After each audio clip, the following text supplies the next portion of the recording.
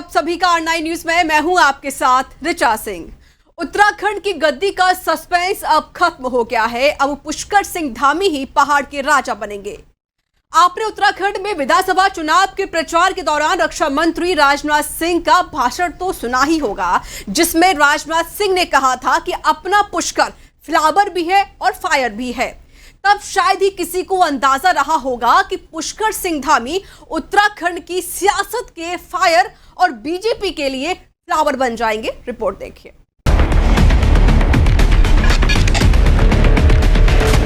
अपना पुष्कर फ्लावर भी है और अपना पुष्कर फायर भी है। उत्तराखंड विधानसभा चुनाव परिणाम आने के बाद बीजेपी ने आखिरकार पुष्कर सिंह धामी को ही मुख्यमंत्री बनाने की घोषणा कर दी है। 10 मार्च को विधानसभा चुनाव के नतीजे आए थे और बीजेपी ने उत्तराखंड में 2/3 सीटें हासिल की थी और लगातार दूसरी बार सत्ता में आने का रिकॉर्ड भी बनाया, जबकि सीएम पुष्कर धामी अपनी ही विधानसभा सीट से हार गए। उसके बाद पार्टी में सीएम को लेकर सस्पेंस बना हुआ था। आखिरकार पार्टी ने पुष्कर सिंह धामी के नाम के ऐलान के बाद सस्पेंस खत्म कर दिया। बीजेपी ने चुनाव में कई मिथकों को ध्वस्त करते हुए 47 सीटों के साथ दोबारा जीत हासिल की। उत्तराखंड की सियासत में कई विपक्ष में बड़े कद्दावर नेता भी इस चुनाव में चित्त हुए और बीजेपी का विजय रथ पहाड़ों की गलियों में जमकर दौड़ा। पुष्कर सिंह धामी भले ही अपनी परंपरागत सीट खटीमा से चुनाव हार गए, लेकिन उन्होंने इतिहास रचते हुए पहाड़ों में बीजेपी के लिए सत्ता के दरवाजे खोल दिए।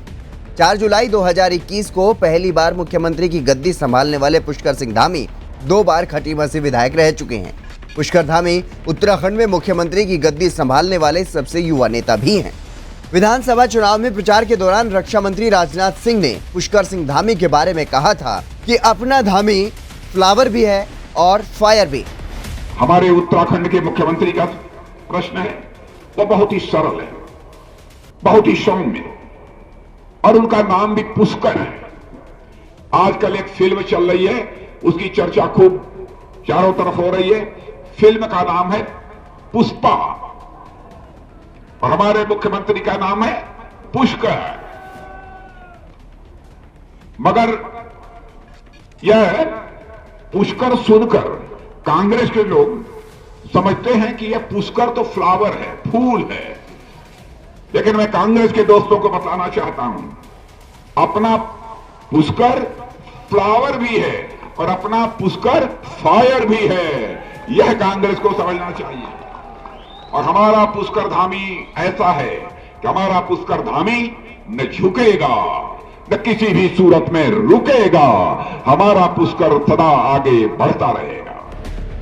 अगर सियासी समीकरण की बात की जाए तो बीजेपी के केंद्रीय नेतृत्व ने उत्तराखंड के सियासी समीकरण के मिजाज को समझते हुए पुष्कर सिंह धामी को दोबारा से सीएम बनाने का फैसला किया है।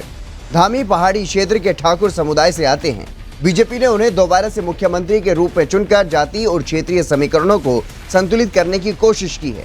उत्तराखंड में कुमाऊं बनाम गढ़वाल का क्षेत्रीय समीकरण और ठाकुर बनाम ब्राह्मण जातीय समीकरण हैं। भाजपा के प्रदेश अध्यक्ष मदन कौशिक हरिद्वार के एक ब्राह्मण हैं, जो गढ़वाल का एक मैदानी इलाका है।